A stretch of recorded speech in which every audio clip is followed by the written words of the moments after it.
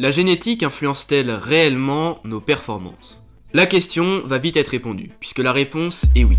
Pas besoin de vous faire un dessin, dans tous les sports on le constate, les meilleurs basketteurs sont les plus grands, les meilleurs en natation sont ceux qui ont des clavicules larges et un long buste, les meilleurs sprinters sont souvent relativement grands et assez musclés, contrairement aux marathoniens qui sont plutôt fins. En gymnastique, ce sont tous des nains. Le calisthenics n'échappe pas à cette règle, puisque les meilleurs athlètes du monde en statique font tous moins de 1m70. Maintenant, je vais pas te dire « Bon bah tu es grand, ça va être super difficile pour toi » ou « Non, tu es tout petit, donc ça va être super facile ». Ça, tout le monde le sait. Mais il y a des facteurs bien plus intéressants qui sont présents dans nos gènes dès notre naissance. Et il y a même différentes morphologies qui vont nous donner des prédispositions sur certains mouvements de calisthenics. Dans cette vidéo, je vais décortiquer avec vous les différents types de morphologie qui existent et qui vont vous donner des avantages considérables pour réaliser certains mouvements. Mais malheureusement, il y a aussi des morphologies qui vont vous donner énormément de désavantages pour en réaliser bien d'autres. À la fin de cette vidéo, vous saurez pour quelle figure vous êtes génétiquement fait et là où vous avez le plus de chances d'exceller. Mais vous saurez également quelles figures vous demanderont beaucoup plus de travail. Finalement, je ferai une analyse complète de deux athlètes qui ont des physiques intéressants pour que je puisse mieux vous schématiser ce que je vais expliquer en théorie. Allez, c'est parti. J'ai sélectionné différentes parties du corps, celles qui ont le plus d'impact sur les mouvements de calisthenics, et on va commencer avec le principe de base en calisthenics sur les mouvements d'isométrie, donc les mouvements où on fait un simple hold. Pour qu'on puisse tenir une figure, il faut absolument que notre centre de gravité soit aligné avec notre surface d'appui. Donc en gros, lorsqu'on réalise un mouvement de calisthenics à l'horizontale, notre centre de gravité est représenté par le bassin et il doit être aligné verticalement à notre surface d'appui, c'est-à-dire à nos mains ou à nos poignets.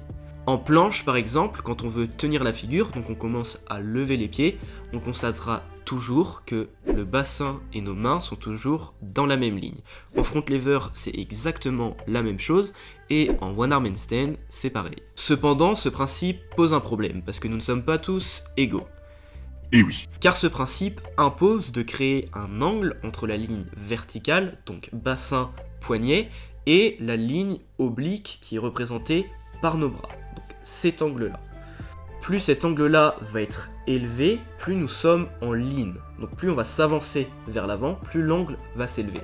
En faisant ça, ça va nous demander beaucoup plus de force. A l'inverse, moins il y a un angle, donc moins nous sommes lignes, plus nous allons être haut, moins le mouvement va nous demander de forcer. Et c'est logique, car lorsqu'on effectue une full planche presse, le plus dur c'est lorsqu'on est à l'horizontale et qu'on veut monter légèrement, car c'est là que l'angle est le plus élevé. Mais dès que la ligne oblique, représentée par vos bras, va se rapprocher de la ligne bassin-poignet, plus l'angle va diminuer, donc ce sera plus facile. Donc dès que vous allez commencer à monter en planche, l'angle va réduire et le mouvement va être de plus en plus simple à mesure que vous montez en équilibre. Et lorsque cet angle atteint 0, vous êtes donc en équilibre, en handstand, et vous n'utilisez plus de force, ou du moins pas la même. Malheureusement, c'est là que la morphologie rentre en jeu, car plus vous allez avoir un buste court et des bras longs, plus ce sera facile pour vous. Car l'angle entre la ligne oblique qui est représentée par vos bras et la ligne bassin-poignet va être très faible. Vous serez plus haut et donc ce sera plus facile pour vous de réaliser des mouvements isométriques. A l'inverse, plus vous avez un long buste et des petits bras, plus ce sera difficile pour vous. Car vous devrez lean beaucoup plus pour que l'alignement entre votre bassin et votre poignet soit dans le même axe pour pouvoir lever les pieds et donc l'angle sera beaucoup plus élevé et ça va vous demander beaucoup plus de force. Par contre, ces personnes-là auront un autre avantage, puisque la distance entre votre bassin et vos poignets sera beaucoup plus faible, puisque vous serez bien plus avancé, contrairement à ceux qui sont plus hauts. Donc pour réaliser des mouvements dynamiques, comme les front lever pull-up ou les full planche push-up, vous aurez bien moins de distance à effectuer pour faire la répétition, ce qui vous donne forcément un gros avantage. Pour résumer, si vous avez des longs bras et un petit buste, vous serez avantagé pour réaliser des mouvements isométriques, donc de hold et effectuer des presses. Par contre, si vous avez des petits bras et un long buste, vous serez avantagé pour réaliser des mouvements dynamiques comme les front lever pull-up ou les full planche push-up.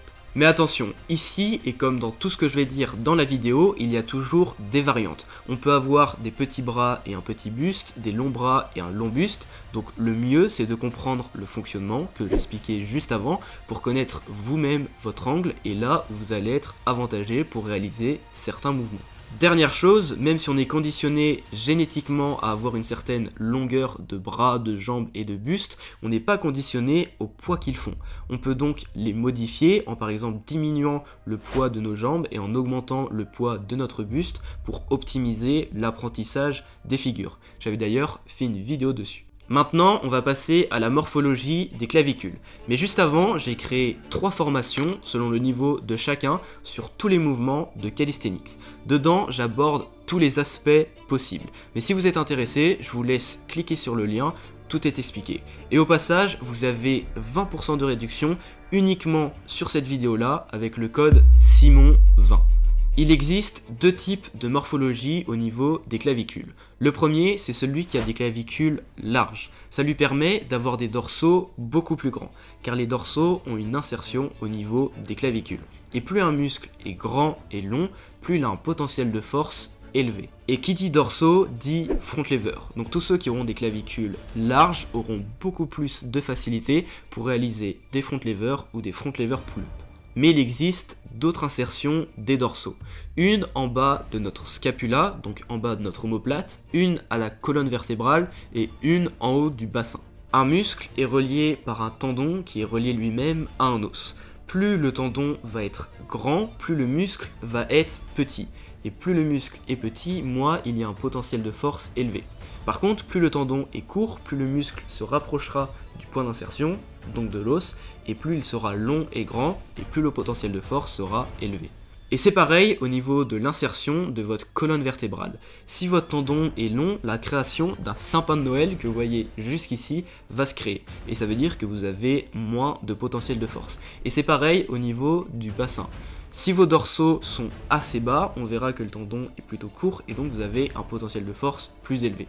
Par contre, pour la plupart des personnes, le tendon est assez long et les dorsaux ne descendent pas très bas. Pour résumer, la golden génétique en front lever serait donc d'avoir des clavicules larges et des tendons courts au niveau de l'insertion de la colonne vertébrale et du haut du bassin. Car vos dorsaux seront les plus grands et les plus longs possibles, et donc votre potentiel de force sera le plus élevé. Et en plus de ça, on sait que les dorsaux représentent facilement 80% des muscles utilisés en front lever. Et il vous faudrait également des petits bras avec un petit buste et des jambes légères. Et évidemment, plus vous êtes petit, plus ça va aider. On va pas trop prendre en compte la taille dans cette vidéo, parce que c'est un élément qui paraît évident. Mais je vous rassure tout de suite, pour avoir analysé les meilleurs athlètes du front lever à l'heure actuelle, rares sont ceux qui ont cette génétique. C'est vraiment la génétique parfaite, on n'a pas besoin d'avoir toutes ces conditions réunies pour être le top 1 mondial en front lever. Mais pour la plupart, ils en ont quand même la majorité, donc je pense que ça joue quand même un petit peu. La deuxième morphologie est celle des clavicules courtes, qui impose généralement un faible développement des pectoraux, mais ce qui va les avantager pour réaliser la protraction scapulaire. Ce type de morphologie impose aussi d'avoir un buste assez court, et c'est ces personnes-là qui vont être avantagées pour réaliser des mouvements isométriques ou réaliser des mouvements de presse, car ils vont être assez hauts sur leur planche par exemple, ce qui va diminuer l'angle entre leur bassin poignet et la ligne oblique représentée par leurs bras. Par contre, ça peut être plus ou moins galère selon la longueur de leurs bras de réaliser des full planche push-up, et ce sera généralement plus compliqué pour eux de faire des front lever pull-up parce qu'ils seront de nature à être protractés et pas être rétractés. On a besoin d'être en rétraction pour être fort en front lever pull-up. La golden génétique en planche serait donc d'avoir des clavicules courtes, un buste court et des bras normaux. Car si les bras sont trop petits, ça va être compliqué de juste hold et de presse, et si les bras sont trop longs, ça va être compliqué de push-up.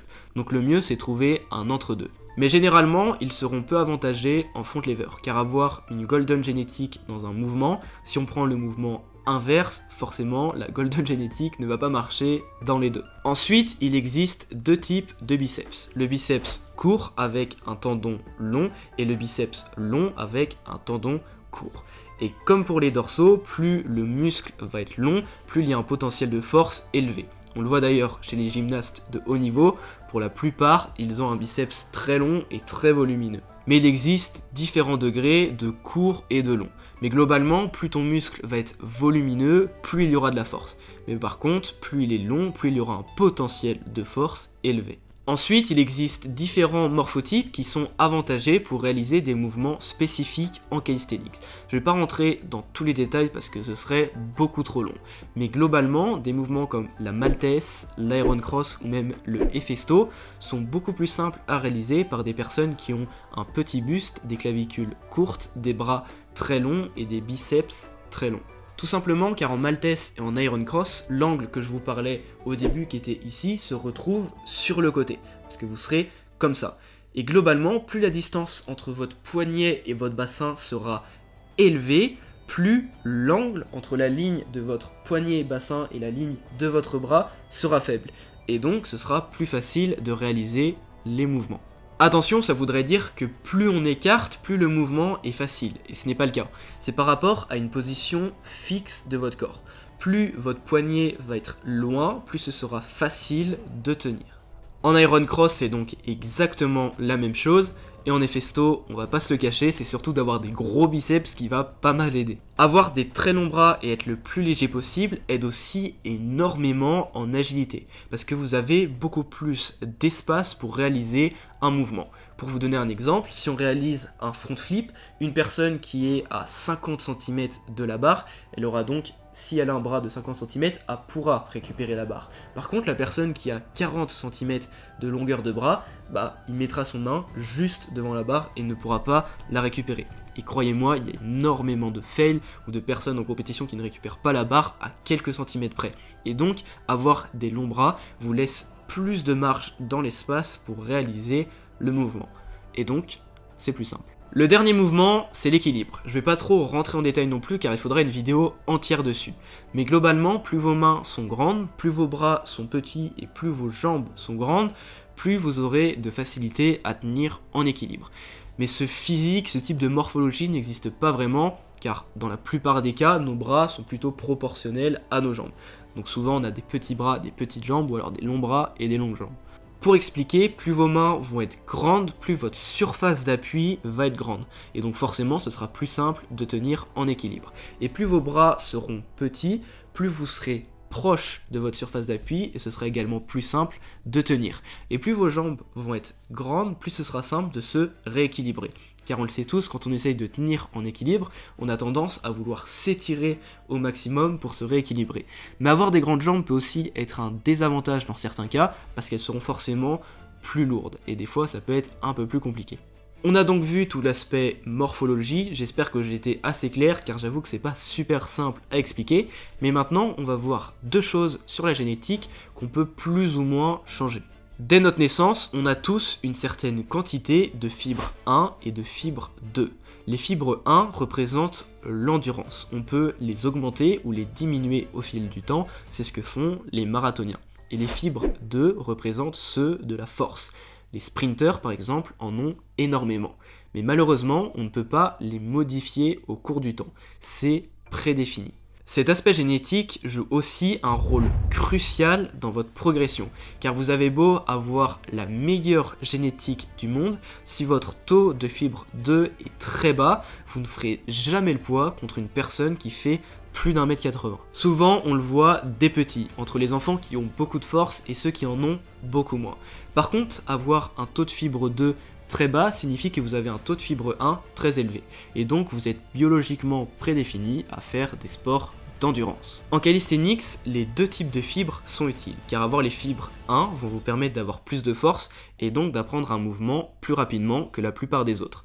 Par contre, avoir les fibres 2 vont vous demander plus de temps pour apprendre un mouvement, mais une fois que vous l'avez, vous allez progresser plus rapidement pour avoir des longs combos et faire du volume. En compétition, vous allez souvent être la personne qui ne s'épuise quasiment jamais lors de la compétition.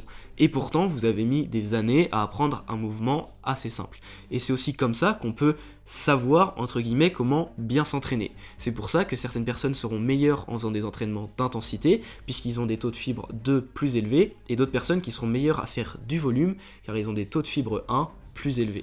Finalement, le dernier aspect génétique, c'est la résistance de vos tendons, de vos ligaments et de vos os. Ça joue également un rôle crucial dans votre progression, puisque ça peut vous éviter des blessures. Plus ils vont être gros, moins vous avez de chances de vous blesser. Et vous pouvez optimiser ça en ayant une bonne alimentation.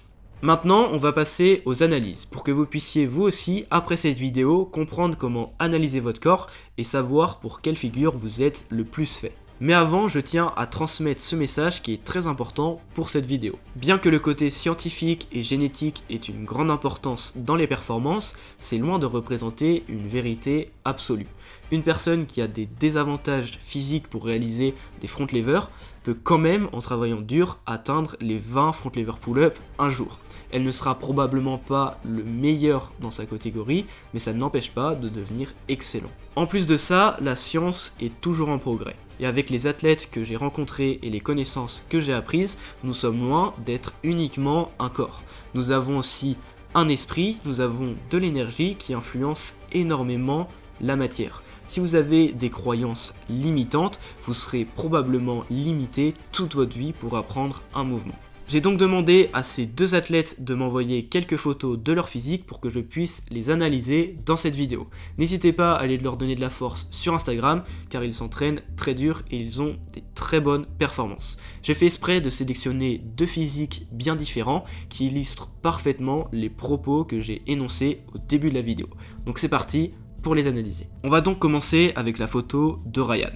Déjà, on voit qu'il a des clavicules plutôt courtes, même s'il a un très bon développement des pectoraux et des épaules, ce qui donne cette impression qu'il a une carrure assez massive. Ensuite, il a des biceps longs et bien développés, ce qui lui donne un potentiel de force très élevé. Et il a des longs bras qui descendent largement plus bas que le bassin, ce qui va lui donner un bon avantage sur les figures isométriques. Avec la vue de face, on peut en déduire que les figures comme la maltaise, les festo et les simples hold sont plus accessibles pour lui. Par contre, les figures dynamiques, push-up et pull-up seront un peu plus galères. En analysant le dos, on remarque au niveau de l'insertion des dorsaux à la colonne vertébrale et en haut du bassin que les tendons sont plutôt longs et que le muscle est probablement plus petit. Après on le voit pas super bien, mais vu le développement des autres muscles, je pense qu'on le voit peu justement car ce sont des muscles plus petits. On remarque aussi un très gros développement des trapèzes, des avant-bras et du biceps qui est 3 fois plus gros que le triceps. Donc sans aucun doute, c'est un physique de personnes qui pratiquent beaucoup de planches. Et en plus de ça, sa génétique est plutôt en sa faveur. Donc la conclusion reste la même qu'avec la vue de face. Mais je tiens quand même à préciser que cet athlète est très fort en planche push-up et qu'en plus de ça, il fait 1m80 et est plutôt lourd. Donc je suis content d'avoir pris son cas car ça nous montre qu'avec du travail et un bon mindset, on peut quand même atteindre des résultats exceptionnels même si notre génétique n'était pas forcément en notre faveur. Le deuxième physique, j'ai sélectionné quelqu'un qui faisait du parcours. Mais c'était quand même un physique très intéressant à analyser, puisque c'est à peu près l'inverse du physique d'avant. En point similaire, il a des très longs bras et des longs biceps, il est donc immédiatement avantagé pour faire des mouvements isométriques, car son angle entre la ligne poignet-bassin et la ligne de son bras sera assez petit. Finalement, on le voit assez bien qu'il a des clavicules larges et donc des pectoraux qui peuvent bien se développer. Il a donc des bonnes prédispositions pour le front lever, bien que les pull-ups lui demanderont pas mal de travail avec ses longs bras. Vu de dos, on voit parfaitement l'insertion des dorsaux. On voit le beau sapin de Noël au niveau de l'insertion de la colonne vertébrale, mais on voit aussi qu'il a un tendon court au niveau de l'insertion du bassin, ce qui laisse quand même un potentiel de force élevé au niveau des dorsaux. On remarque aussi que ses trapèzes sont très peu développés, ce qui nous montre qu'il fait pas de planche. Avec la vue de dos, ça nous montre encore plus qu'il a un physique plutôt avantageux pour faire du front lever, mais cet athlète mesure aussi 1m80, donc sa génétique n'est pas forcément en sa faveur, mais pas d'excuses. Avant de conclure cette vidéo, je tiens à préciser que l'analyse de la morphologie et de la génétique d'un athlète n'est qu'un facteur parmi tant d'autres, et ce qui détermine réellement la progression d'un athlète, c'est ce qu'il y a là-dedans. Je suis désolé pour la qualité, mais ma caméra avait plus de batterie, du coup je suis obligé de finir avec mon téléphone, mais je vous remercie d'avoir regardé jusqu'au bout. Cette vidéo m'a vraiment demandé beaucoup de travail pour transmettre les connaissances de la bonne manière, donc si vous pouviez vous abonner, ça m'aiderait beaucoup. Et si vous souhaitez améliorer vos connaissances dans ce sport et progresser de la bonne manière, mes formations sont dans la description. Et sur ce, bye bye.